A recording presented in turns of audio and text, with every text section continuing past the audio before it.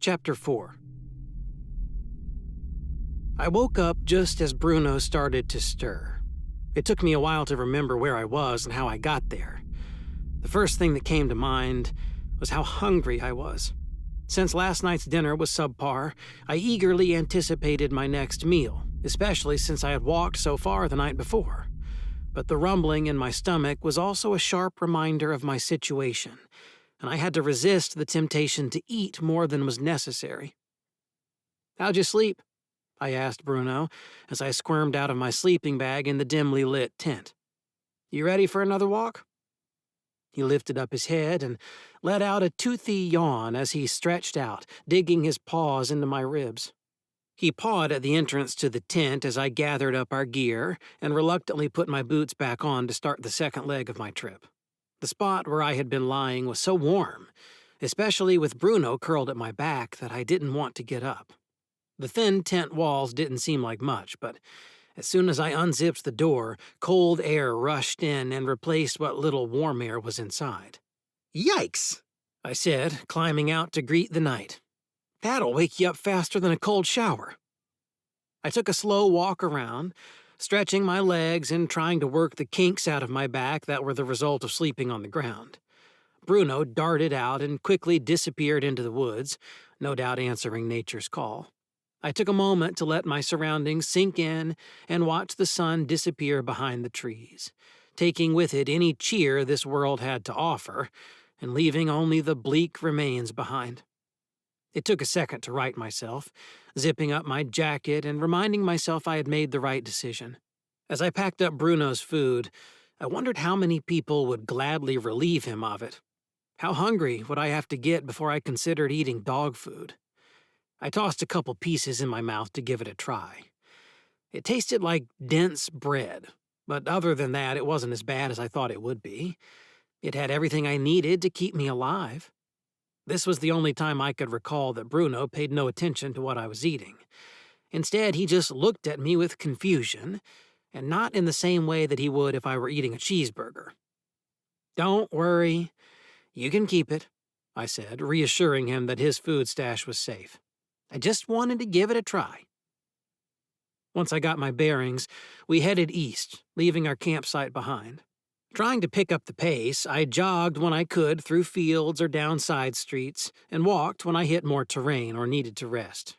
As I cut through the occasional yard and came closer than I would like to houses, some seemed lifeless, while others had hints of activity. We walked for a while more as the sound of crunching leaves beneath our feet slowly drove me into madness. I did my best to be alert, a little more aware of my surroundings as the farms were replaced by the occasional subdivision. As the population got denser, the possibility of being picked up by the authorities increased. Off in the distance, the rumbling of diesel engines broke the silence. I picked up the pace, running up a steep slope into a patch of trees for cover as I investigated. After breaking through the branches, I made it to the top of the hill. It overlooked the next town.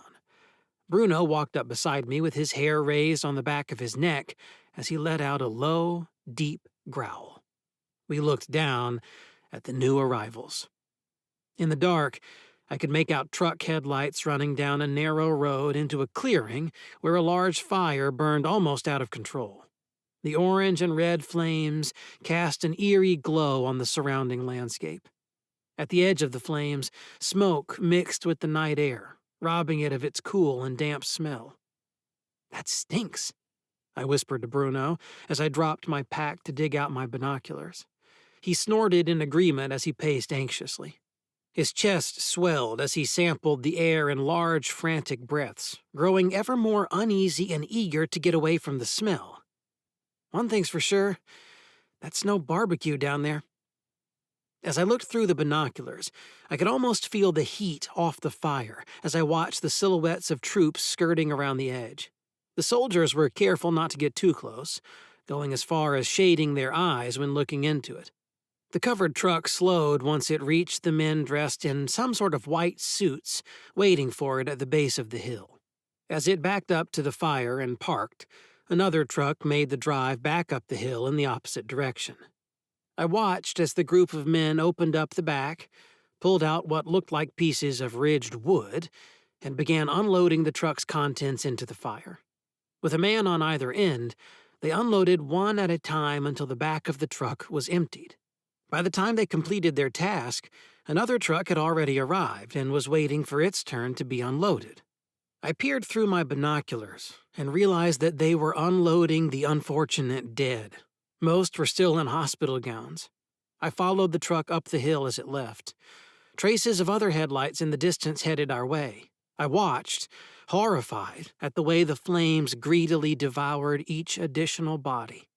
The soldiers continuously fed the flames with a practiced efficiency, not flinching when it was time to direct the next into position to the edge of the fire. Feeling numb at the sight, I refused to believe my eyes. So close to my home, likely supplied from local hospitals and neighborhoods in my area, I couldn't help but wonder how many of them were people I knew or had met in passing. Yet despite the large amount of remains being dumped here, it still represented a small percentage of the population lost around the globe. Eventually, Bruno nudged me, snapping me out of my trance. Sickened at the sight, I forced myself to stuff the binoculars back in their pouch and pull the heavy pack back on. I gave the clearing with the soldiers a wide berth as I passed. "Let's get out of here," I called to Bruno. He jumped to his feet and darted in my direction.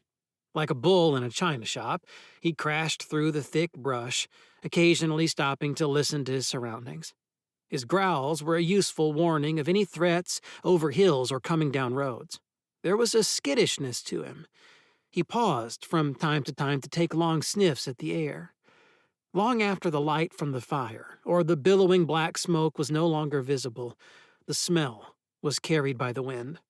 The scent of it was a revolting reminder hanging in the air all around me as to why I had left the safety of my apartment. The endless miles of farmland became dotted with increasingly smaller farms and more houses as we walked farther east. Instead of crossing country highways, I circled around various subdivisions, doing my best to stay out of sight. After a couple hours of walking, I came to an interstate spanning as far as I could see in both directions. The tree line simply stopped, followed by a steep hill down to the empty road below. I set down my pack and dug out my binoculars again as Bruno sat next to me, grateful for the break. Down the road a ways, an overpass spanned the highway with barricades blocking on and off ramps in both directions. "You notice anything strange about this site?" I asked Bruno as he looked on down the highway. He just looked back at me with blank eyes. "No, I suppose you don't. You're just probably glad to be out of that apartment." I pulled the pack on and started to shuffle down the hill to get to the other side. "There are no cars." The sound of my footsteps on the pavement struck me as strange, considering any other day the sound of cars constantly rushing past, mixed with honking, would be the norm. "Just another road to cross," I told Bruno as he padded beside me. "Nothing more." As he trotted, he hung his head low and kept his eyes forward with the occasional glance up in my direction. I took the time to wonder if he was aware of the strangeness of the conditions or if he was just getting tired. Halfway across the highway, a familiar sound filled the air off in the distance. The lights of diesel trucks came into view just around a curve in the road. Bruno and I made a mad dash toward the other end to the safety of the trees. The roar of the engines sent chills up my back as they loomed closer. All that passed through my mind were the stories of people picked up by patrols after curfew and never seen again, most likely taken away to be quarantined or something. They were never very clear on where they were going, but I was sure I didn't want to be caught. My legs ached as I ran with all the speed I could muster. The weight of the pack tugging on my shoulders slowed me down considerably.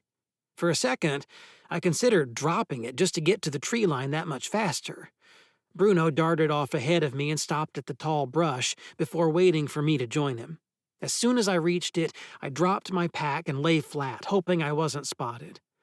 I held my breath as I watched through the brush as a parade of trucks passed, most likely on their way to the fires I saw earlier. Bruno and I sat for a while after they passed, grateful we weren't spotted.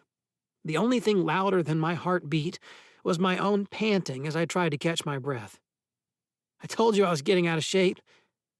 I gave Bruno's scruff a quick scratch and realized how heavy he was panting.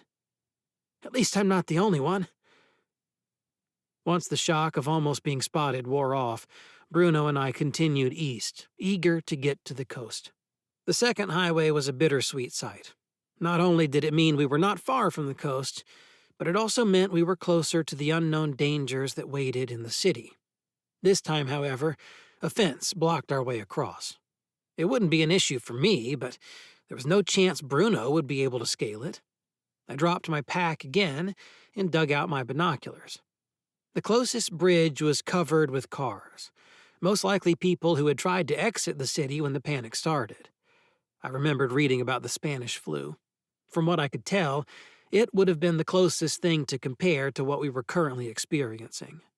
Like with the flu of 1918, once people started showing symptoms, it was sometimes only a matter of hours before they died.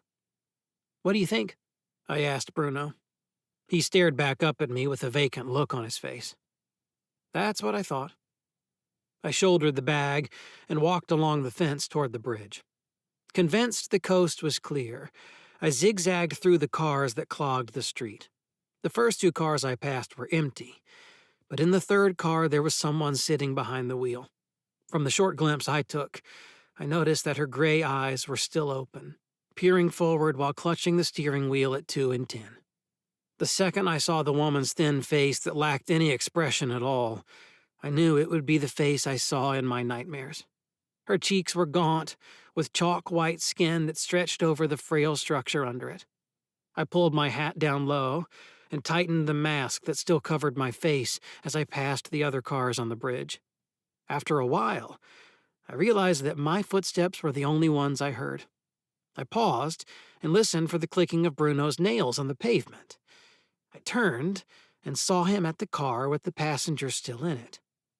"Bruno, come," I said. "Heel," I commanded, without the desired effect. Reluctantly, I turned back to drag him away from the car. As I got closer, he jumped up, hooking his front paws on the driver's side door and pressing his nose on the glass. "Bruno, you don't need to inspect." My thoughts were cut off when I looked at the person in the car. I froze in my tracks when I saw that the passenger's head was turned in Bruno's direction. I tried to tell myself that she had been like that when I passed, but the way she locked eyes with Bruno suggested otherwise. Bruno shifted uneasily as the woman stared through him. "Bruno, come," I said insistently. Bruno's cheeks puffed out slightly as he let out a low, deep growl. After a few brief moments, he finally dropped down and backed away from the car door before joining me at my side. The passenger, however, continued to look out the side window. I did my best to resist looking into any further windows as we moved on to further densely populated areas. After a few blocks, the traffic cleared, leaving wide-open streets lined with houses that we nervously rushed past. I had known eventually I would be forced to walk through parts of the city, but being here knowing at any moment a cop car or some other patrol could spot me made me uneasy as we pressed on. Occasionally, I saw a house with a family moving around inside, but those were few and far between. It was, after all, the middle of the night. Just as the subdivisions by my house were littered with garbage, so was this one. Oddly enough, the people who decided to hunker down seemed to have fared better than the ones who had tried to escape the city. How long could these families stay put? The dim moonlight made it hard to see at times, but I still could make out the familiar cheap red flags hung from the trees and mailboxes in front of homes. There was also some sort of political propaganda in front of almost every house. "That's one thing I won't miss," I said to Bruno as he marked one of the signs. But their campaign commercials were always good for a few laughs.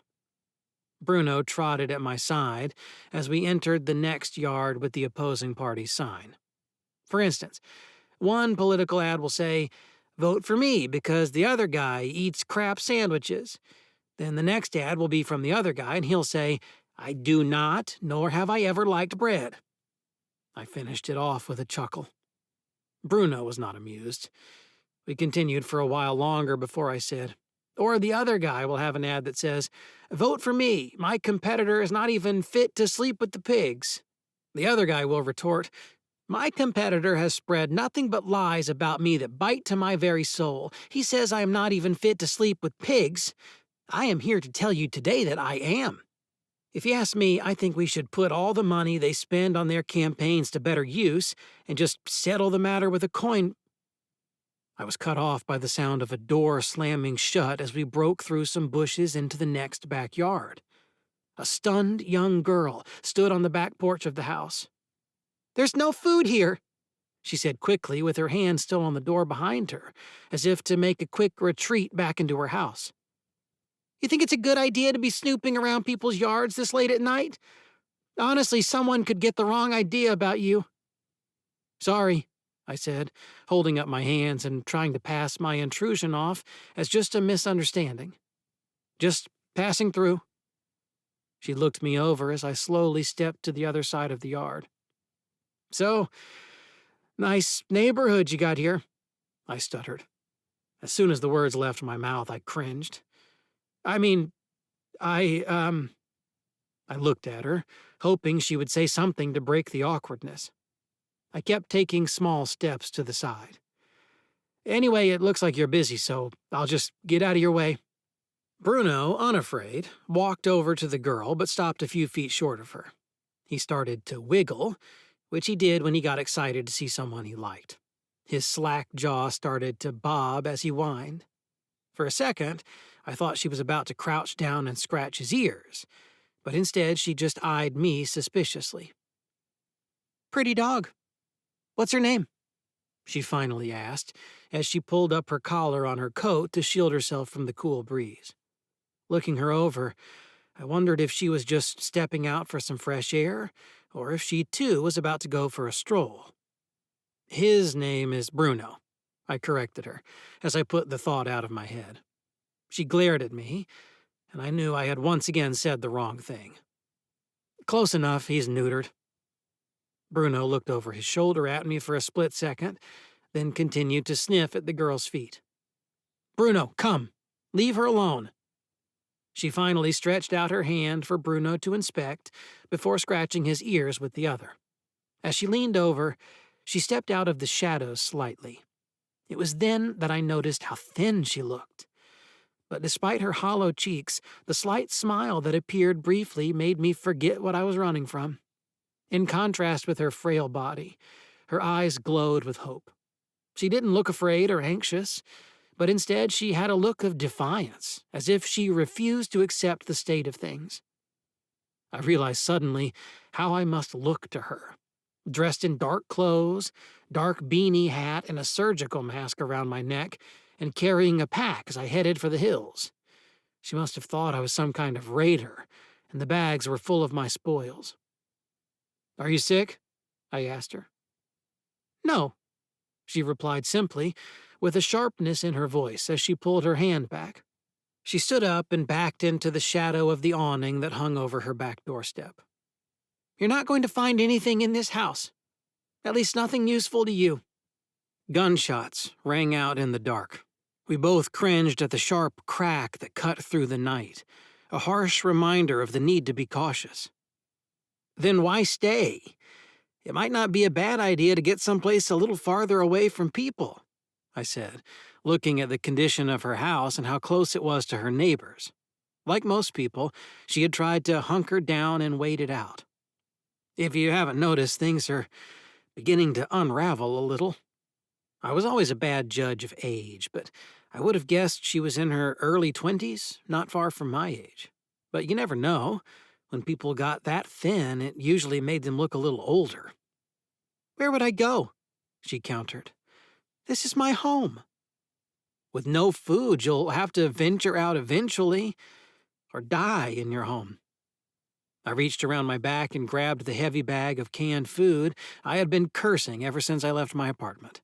I never did like wasting anything, especially food, but it was a bear to carry. I had the feeling she needed it more than I did. Not wanting to get any closer, I tossed the bag over to her. It made a thud as it hit the ground and knocked one of the cans out. It skipped and rolled across the patio before coming to a stop at her feet. "I never did like baked beans," I said to her. I still had the dehydrated food in my pack, and I was reasonably sure I would be able to get more once I reached my uncle's. "Thanks," she said softly. "Where are you headed?" "I'm in search of a new home, somewhere isolated. And I hope somewhere I can sit this whole thing out without the threat of sickness. I refuse to wait around in my dumpy apartment for my number to be called. You should do the same thing while you still can." I cringed, hoping it didn't sound too much like an invitation. "You hope?" she asked with a flash of excitement in her eyes. "Yeah," I replied. Since I was far enough away for any germs to reach me if she was sick, I pulled down my mask to keep it from muffling my voice. "I don't exactly know what I'll find. I may freeze to death on the way, get caught and thrown in jail. Who knows? Maybe I'll get sick in the process. Staying put is not an option for me, and not knowing is part of the adventure. I choose to live. What about you?" I smiled and left the question hanging in the air as I turned to leave and pulled the mask back up over my face. I disappeared into the darkness and resumed my previous course. Even in times like this, there is still a little room for some good, I said to Bruno as he trotted next to me in protest that I had just given up a good chunk of our food. "It's not like I was going to give you any of that anyway, and besides, it was getting really heavy." Happy to be free of the extra weight, I picked up the pace. The closer I got to the coast, the more frequently gunshots rang out. The sound of trucks came from around almost every corner. Every time I heard a crack of a rifle, I hurried along that much more until I was running from one yard to the next. I started to wish I had tried to make it farther north in order to avoid more of the city. I could feel the grip of my rifle digging into me through the backpack as I hopped over fences. And for a second, I wished I had not packed it away, but instead carried it in case I needed it. That would also make it more tempting to use it.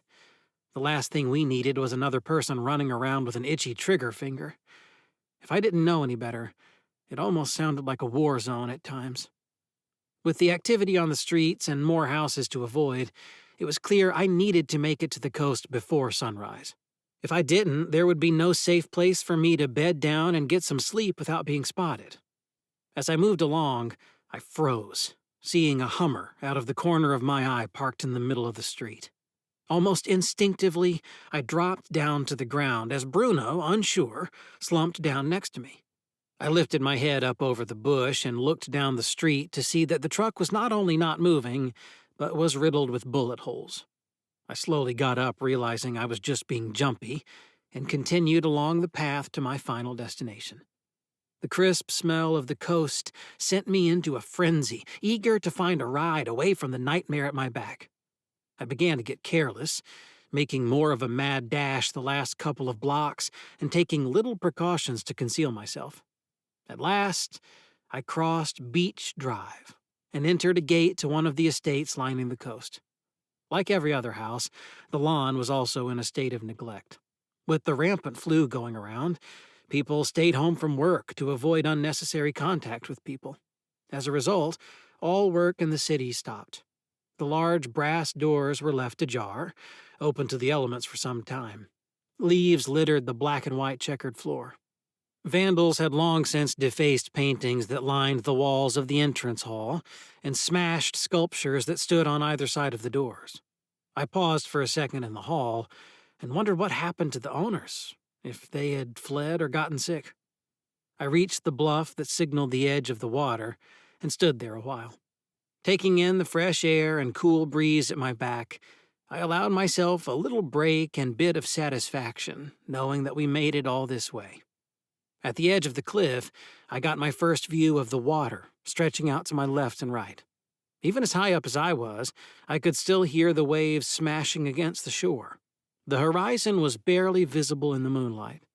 I stepped closer to the bluff and rested my toes on the edge.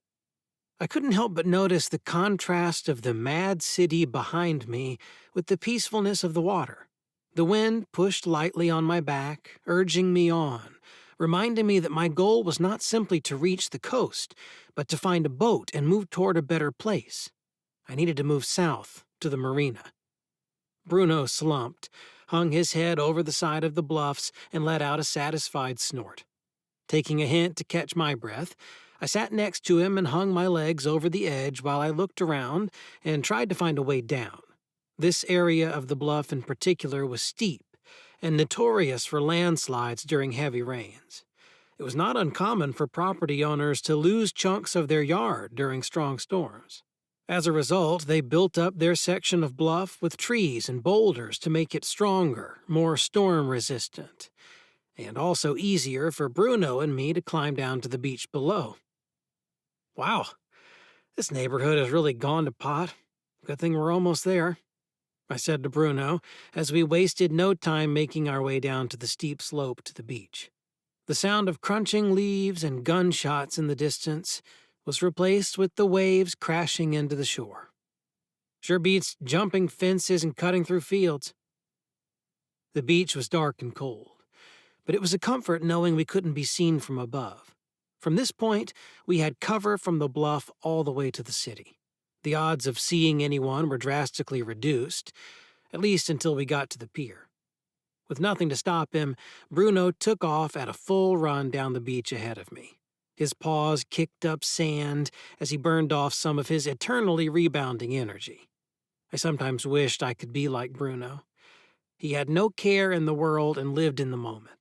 Even as we made our way south, he found time to run in the water and play, picking up sticks and dragging them part of the way until he found something more interesting. At least one of us is in good spirits, I mumbled. The bluff began to shrink as we walked farther, indicating we were close to the city and possibly more people. Finally, it disappeared entirely into the beach, leaving us exposed to anyone driving on the road that followed along the coast. We stayed as close to the water as we could. As I walked along the beach, I thought back to something I had heard early on about how viruses got passed from animals to people. The bird flu, for example, lived in the intestines of birds. This beach was nothing more than a breeding ground for just that. Beach Drive was often blanketed in thousands of seagulls picking through the sand, looking for whatever was left behind from the people who were there the day before. They had never been known to be a clean animal, and wherever gulls were, there were often loads of gull droppings. On occasion, at the end of the workday, I would return home by Beach Drive. In the hot afternoon sun, the beach would be covered with thousands of people escaping the summer heat, having picnics in the sand, playing volleyball in their bare feet. I even once saw a kid eating handfuls of sand as his dad napped in a lawn chair. It was a mystery to me why the spread of disease didn't happen more often. With winter right around the corner, the buildings along the beach would be boarded up and remain empty until next spring. That was, of course, if the threat of this pandemic subsided. It would be a long time before that kind of fun in the sun again. The lengthy beach left me exposed as I ran toward where the road turned away from the water at the beginning of the marina. As with the other city streets, Beach Drive was free from the usual morning joggers and other foot traffic it used to have, but I still nervously scanned the streets, paranoid the city would soon wake. Here, there would be no place for me to hide if a patrol car passed. I would never be more exposed on this trip than I was at this moment. Bruno continued to run ahead, darting after sticks pushed around by the pounding waves. But as soon as we reached the parking lot of the marina, he reluctantly joined me at my side. I spotted the shack next to the boat launch where I remembered seeing the dinghy storage. Only two were left. One was an old wooden rowboat that barely looked like it would even float, and the other was a red, rigid, inflatable boat. The old rowboat was chained up, the raft was not. "Jackpot," I said to Bruno as he sniffed it and snorted at it disapprovingly. As I flipped it over, I noticed it even had the life jackets and oars under it. It looks like they locked up the wrong one. I shouldered the heavy raft and dragged it over to the boat launch. "It floats," I told Bruno reassuringly. I dumped my gear into it and arranged the oars and life jacket so there would be room for Bruno. Now don't pop the sides with your nails. Then you'll have something to whine about. In the distance, only 3 boats were left tied to their buoys. A feeling of relief flooded over me, grateful that there were any boats left at all. I turned to Bruno, who was pacing back and forth, not sure what to make of our new vessel. "Come," I commanded, without a response from Bruno. "Come," I repeated, firmer. He sat back and stuck his nose in the air as an act of defiance I had never seen from him. I slowly walked toward him and got within arm's reach before he bolted off down the parking lot, then stopped and turned back at me. "Fine," I said. "Have it your way." I turned my back to him, walked back to the dinghy, and started to push it in the water before I heard him right behind me cowering on the pavement. I slowly reached down to pick him up, and he started whimpering as I put him in the dinghy. I realized he was afraid. He had a smooth, short coat and was very lean. His breed wasn't known for being particularly fond of water. They left that sort of thing up to Newfoundlands. He was perhaps as good at swimming as a boat anchor. "It's either this or walking," I said to him as I rowed out to pick out our prize. I pulled on the oars with everything I had, frantically trying to make the crossing to the boats as quickly as possible. The first boat was a Chrysler 22-foot beauty. I had a friend who had a similar one. It was a sturdy boat and good for weekend trips around small lakes. But it really wasn't a big boat and wasn't ideal for long trips. It had a swing keel, and if it flipped over from the challenges it would undoubtedly face out here, it might not correct itself. Either way, I decided to check it out to see if there was anything I could use. I tied up the dinghy and climbed aboard, leaving Bruno where he was, frozen with fear and cowering in a little ball on the floor of the raft. I started throwing items, such as the boat's anchor, extra rope, signal flares, patch kit for the raft, and a half-full gas can, into the raft. Inside the cabin, I found a rain suit for bad weather and a rather nice blanket up in the V-berth. The boat kicked up fond memories of being caught in a storm off the coast. I was on my friend's boat for the first time when we had the brilliant idea to spend the weekend on it, but didn't bother to check the weather report before leaving. Needless to say, a storm popped up out of nowhere and tested that little boat's sturdiness to its very limit. We dropped the anchor and buttoned ourselves up good and tight. While we played cards inside, waves went right over the top of the boat and tipped it to the point of dipping the mast in the water, but never completely flipping it over. I jumped out of my seat and frantically grabbed for my life jacket, but Jim said, "It's like being inside a bobber. When was the last time you saw one of those sink? Now sit down and deal the cards, you're making me nervous." It was then that I realized just how hard it was to sink a sailboat. The next boat was a large, beautiful, and very tempting catamaran. Despite being faster and having more room, they just weren't as safe as a regular boat. This one had all the bells and whistles, including a motorized winch. It made it easy to sail, but to me it was just more stuff to break. Still, I went through it just as thoroughly as I did the other. With Bruno keeping watch, I picked up 2 more heavy anchors as well as some crackers, 2 bottles of champagne, warm sweatshirts, and some good pillows. It must have been a weekend pleasure boat. Not too many people kept their boats stocked like this one. The problem was that the owners were always too busy working to pay for them to enjoy them. As a result, most never left their buoys. I jumped back into the weighed-down dinghy and paddled to the final boat. It was a Beneteau 37. As I made my way over to it, I remembered why I liked sailboats. There was something incredibly romantic about how they carried themselves in the water. When a sailboat was sitting on the trailer, out of the water, it was nothing more than a giant pain in the rear and an even bigger waste of money.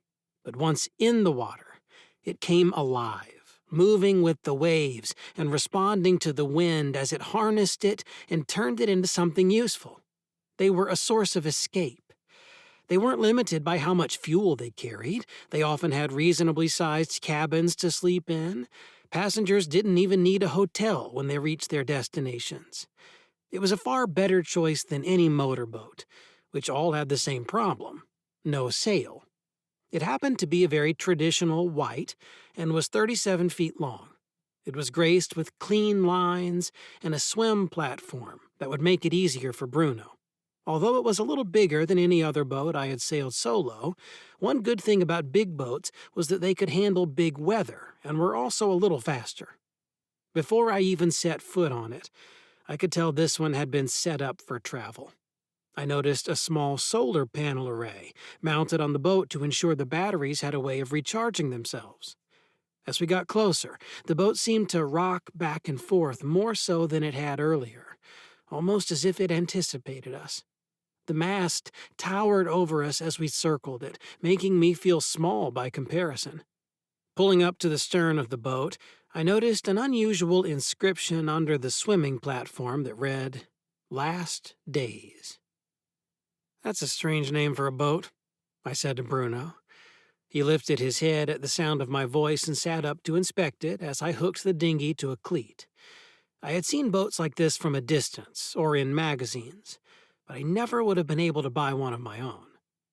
I cringed at the sight of a tattered Jolly Roger flag hanging off one of the rails. Why is it that when someone buys a sailboat, they instantly turn into a pirate? And if this was a pirate ship, he should have thought of a better name. I could do better than Last Days. What about the Red Cannon, the Golden Keel, Ship of Skulls, Maiden of Death, or even the Reaper's Lady? And that's just the first few off the top of my head. I swear, some people have no imagination. I could tell when we pulled up to it that even Bruno liked the choice. He immediately jumped out onto the swim platform, eager to be out of the dinghy. It sloped down to the water and made it easy for someone even as clumsy as Bruno to get on. From there, he climbed the stairs that led up to the cockpit. If things were different, I would never let a dog on a boat such as this, but given the alternative, I had no choice. Wasting no time, I dumped my pack in the cockpit and followed Bruno down the hatch to check out things. With the hatch not being locked, the thought passed through my head that there could be someone home. "Hello?" I asked. Even though it was just a boat, I almost felt like a robber breaking into someone's apartment. Stepping down the stairs into the cabin, it became clear that this was more than a simple sailboat. Nearly every surface of the interior was wood. The first thing I noticed was that the galley was almost as big, and of better quality cabinets, than my kitchen back at home. "Hey, we have power," I said to Bruno as I flipped on one of the cabin lights. But then I quickly shut it off so as not to draw attention to myself, just in case someone was watching from shore. I've seen smaller apartments. Bruno gave himself a tour of the interior, thoroughly sniffing the bedding in both cabins like a child picking out his room in a new house. First the front cabin, then the rear. But even as much as I was looking forward to a good night of sleep, the feature that I was most excited to see was a bathroom just off the galley with a working full-sized shower. Bruno quickly made himself at home, jumping up on one of the white couches that lined the sides of the hull, and rested his head on the table, snorting with satisfaction. The rest of the cabin resembled a lounge more than a sailboat. The white cushions on the couches were not the musty type I was used to seeing on boats, but good, luxurious materials that made it easier to forget about home. This boat was someone's pleasure cruiser. The cabinets even held a little food for the trip. It gave off the feeling of being in a very nice RV, except on the water versus on wheels. It was a little big for just one person, but they all sailed the same. Taking advantage of the light wind and the little bit of darkness I had left, I quickly pulled the cover off the main sail, then jumped down to the cockpit to raise it. The second it was up, it began to flap in the wind.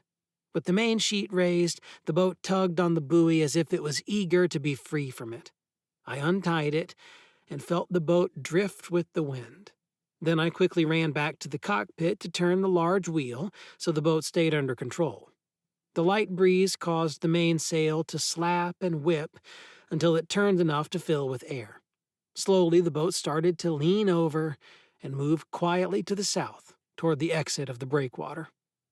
As we glided past the city, I started to notice more lights coming on in the windows of the buildings. The sight of the city waking up reassured me that I may have made it out just in the nick of time. I wondered how many people would briefly witness my theft from their windows. I tried not to think of the fact that if I was caught, the boat's value alone was enough to get me charged with a felony, not to mention trying to escape a quarantined city. Violating the travel bans meant hefty fines and time in jail if caught, but staying in my apartment seemed like it wasn't an option either. The few gunshots I heard had long since been silenced, and I was left with the sounds of the wind and the waves lapping up against the side of the hull. In the dim moonlight, I exited the breakwater and sailed into the bigger water that waited for me beyond the rock wall. I let out the mainsail and put the city to my rudder, sending us between the stone pillars before reaching the rest of the open water. The boat leveled out as the wind pushed us forward. Going with the wind was a lot like being in a hot air balloon. It was so smooth that if it wasn't for the wake behind the boat, it wouldn't feel like it was moving. The only sound was the clean hiss of the water rushing past. As the city shrank into the distance behind me, I felt myself start to calm down. After a while, it was completely out of sight. Since the horizon was just over 2 miles away, by keeping the boat a bit more on the eastern course after losing sight of the city's lights, I judged we were roughly 3 miles from land. I turned the wheel while rolling in the boom, shifting the boat to port. The mainsail slapped as the boat turned, and then it lost its wind, deflating it as it passed overhead, only to inflate again on the other side. I tied off the rope, keeping the sail rigid, positioning it to keep it as efficient as possible. I spent my time getting to know the personality of the boat, how it handled and responded, before unrolling the Genoa. The extra sail immediately tipped the boat over even more, nearly dipping the Genoa in the water and giving us an extra burst of much-needed speed. With the shore out of sight, I flipped on the cabin lights, as well as accessory lights that lit up the surrounding water. A few feet of warm light surrounded the boat and faded into the darker, colder water as Bruno and I glided effortlessly. Starting to relax a little, I dug my tablet out of my pack and again brought up the app that displayed the flu's spread over the map. I had refreshed the map just before leaving my apartment while I still had internet to be sure that I had the most current figures. I tried not to focus too much on the fact that the area I was in was highlighted in a deep, vivid crimson. In fact, every city in the infected areas was highlighted in the same color, a rich breeding ground for pathogens with no shortage of fresh victims. I traced the coast, making a mental note on how far I should sail before considering turning the boat closer to shore. In the event of a storm or bad weather, I wasn't confident in my abilities to reach my destination if I had to face that situation in open water. I'd feel much better if land was at least in sight. But as of yet, being seen from shore was too much of a risk. I lifted my eyes from the tablet in time to see a dark wall rising out of water ahead of us. I cranked on the wheel to starboard, sending Bruno scratching across the floor as the boat shifted to avoid the bow of a container ship directly in our path. At first, I panicked as my pack and other items dumped out at my overcorrection. The hull of the ship blotted out the stars behind, and as we glided past it, I noticed there were no signs of lights on deck or otherwise. Once clear, I quickly rolled up the Genoa and untied the mainsail, then ran below and started digging through my pack. The sail dropped overhead with a rumble and collected in a disorganized pile on the boom, the halyard hissing as it ran along the deck. With the sails down, the boat turned slightly adrift. When I couldn't find what I was looking for, I dumped the remaining contents of my pack out on one of the benches. I quickly sifted through it all, grabbed my binoculars, and ran back to the cockpit. I looked over the ship, but couldn't see much in the dim moonlight, which in itself was weird. Ships made their presence obvious, especially at night, and yet I couldn't see any signs of life on deck or any chains anchoring it. I stared through the binoculars, straining my eyes to make out the ship's bridge. At the highest point of the ship, the bridge was easy to spot with all the windows. Above it, however, was a short mast displaying the country of origin flag. If there was a sickness on board, there should be a yellow flag with a giant black spot, a warning of infection. But there was none. I would recognize it only because ships were always highlighted in the news and had seen many thorough reports going over what the flags meant. Usually it was cruise ships. As a rule, on any cruise I had ever been on, the crew contained any potentially ill passengers, regardless of the sickness, to prevent its spread. The close quarters with other people made it a hot spot for the same reason cities were not a good place to be in during a pandemic. I wondered how long the ship had been drifting, or if this was even where they were headed. With a smaller crew on a container ship than a cruise ship, it was possible the flu had made its way through everyone on board, incapacitating them before they had a chance to drop anchor or raise a quarantine flag. Not wanting to linger too long, I raised the sails, adjusted them, and continued on our previous course. My mind lingered on the ship and filled me with mixed feelings. It was disturbing to know that things had deteriorated enough that the ship wasn't towed in by now, and instead left to drift until it inevitably ran aground.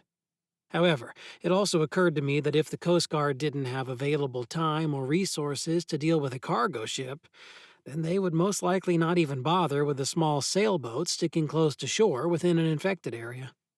I clung to that thought, focusing on that instead of the negative side. That one reassuring detail was enough to put my mind at ease so I could focus on coaxing as much speed out of the boat as possible. With the wind out of the west, it was perfect conditions to head north, up toward my final destination and far out of view from anyone on shore. There was a time I liked the feeling of the boat heeling. Now it just felt like it was going to flip. I liked sailing, but I wasn't particularly skilled at it. In fact, I had been told that I knew just enough to be dangerous. I remembered the important things, but seemingly meaningless things, such as the names of all the different parts, I had long since forgotten. I grabbed the rope off the mainsail and tied it to that thing while tightening this doodad. In an effort to try to forget about what I was leaving behind, I reached for one of the bottles that I had recovered from the catamaran, popped it open, and took a swig. It had been a while since I had eaten, and the bottle of liquid courage went straight to my head.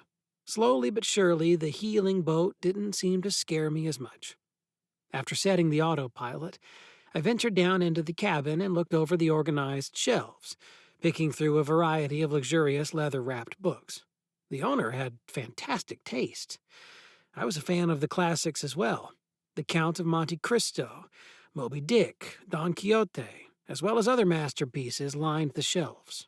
Stuffed between Inverted World and 20,000 Leagues Under the Sea was a red leather journal. I pulled it out and examined it. It was fastened with an extra leather flap to protect the pages.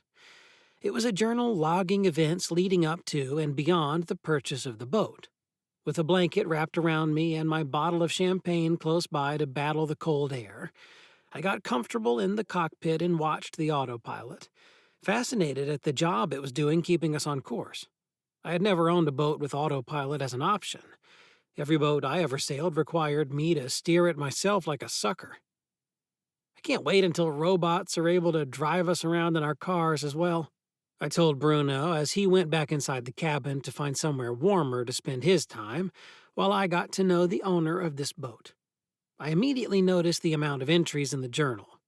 Most of them were dated from this year and proved me wrong that this was just a status symbol. It was a well-cared-for, much-used sanctuary for its owner. The first page was inscribed with almost the same words as the back of the boat. My last days. I thumbed through it and found the first entry.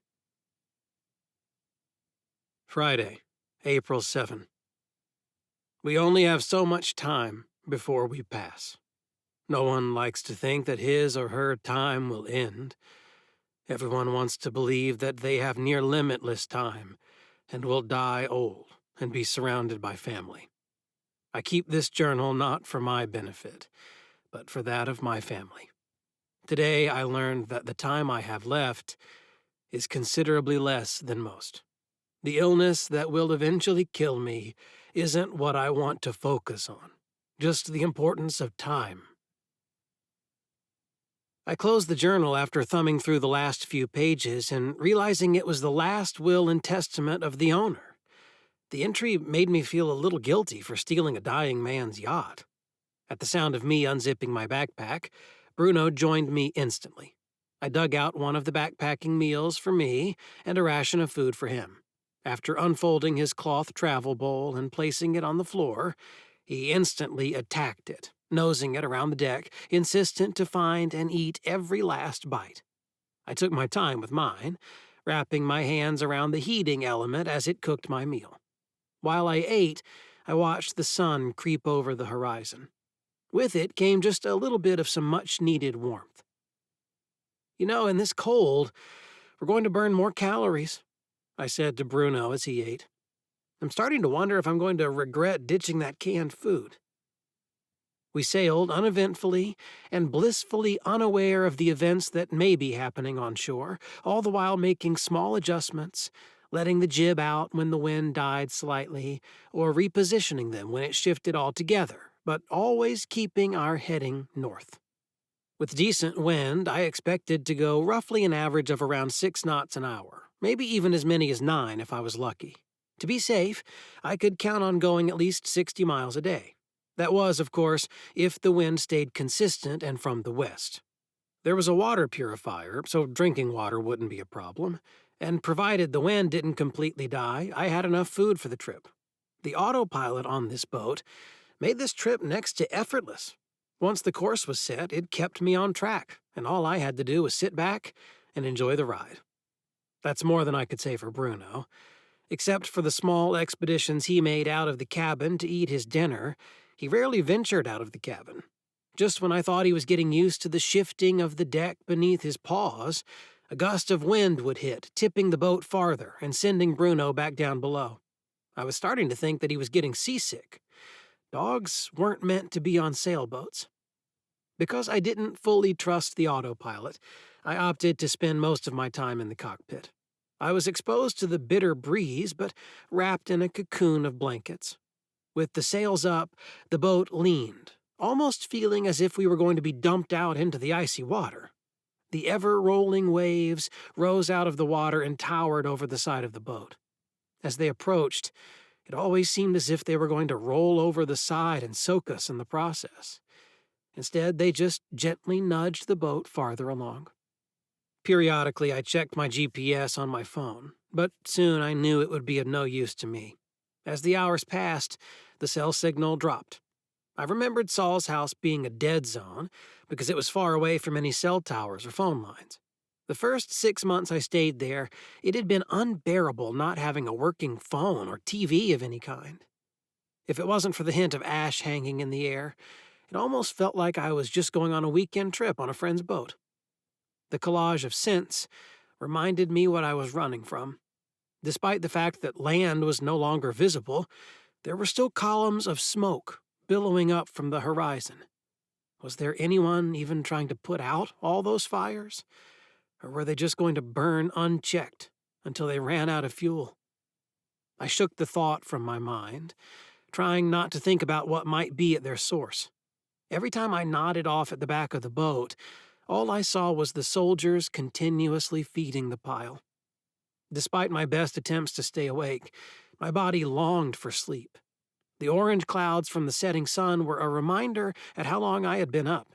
The next time I dozed off, I woke to a sky free of the orange clouds and replaced with black velvet, dotted with diamonds that reflected off the recently calmed water. I had friends who had fallen asleep in the cockpit and woke up hours later with the autopilot still hard at work. It would keep the boat on a designated course, but it wouldn't do anything to adjust the sails in the shifting wind, and it was for that reason I never fully trusted it. I couldn't handle the idea of the boat just sailing off into the sunrise with me fast asleep. Reluctantly, I dragged my eyes open and closed the journal I had been reading before climbing out of my cocoon of blankets. With the lack of consistent wind, now was as good a time as any to try and get some sleep. Feeling reasonably confident I had put enough distance between me and any threats, I lowered the main sheet, The boat was sloshed around slightly without any rhyme or reason until I dropped the anchor. It quickly disappeared into the inky black water as the thick chain rattled as it exited the anchor depot. I started to wonder if there was any bottom, but just before I ran out of chain, it finally stopped. Instantly, the boat did what it was designed to do, pointed into the little wind we had, and patiently waited for the next time its services would be needed. With the sails down, the boat turned into my own private island, far from anyone or anything. At the back of the boat, Bruno paced frantically with a panicked look in his eyes while glancing over the edges. Unsatisfied with what he found, he darted into the cabin, sniffing around the floor in search of something. Dimly, I wondered what it could be he was searching for. After a few moments of numbly watching him circle on my bed, I suddenly realized what he needed. I leashed Bruno and led him to the back of the boat, frustrated with myself for not coming up with a better plan for what to do when nature called for Bruno. He looked at me, clearly confused, as I cheered him on encouragingly while his rump hung over the side. His nails dug into the deck as waves spilled over the nearly frozen surface. With one hand on the leash, I held onto the railing at the back of the boat, attempting to stabilize us on the slick platform, nearly even with the waterline. Once I was done fishing Bruno out of the water, I led him down below and rinsed him off with warm water from the handheld shower. After drying him off and wrapping him in a spare blanket in the front of the boat, he spent the rest of the night shivering, all the while eyeing me with a look of betrayal. I said I was sorry, I reiterated, digging around in my pack for a dinner. You going to be mad at me the rest of the trip? Bruno curled up in a ball on the bed, trying to preserve what was left of his dignity. With his back towards me, he hardly glanced at my direction when I talked to him, his shivering sending vibrations through the thin mattress.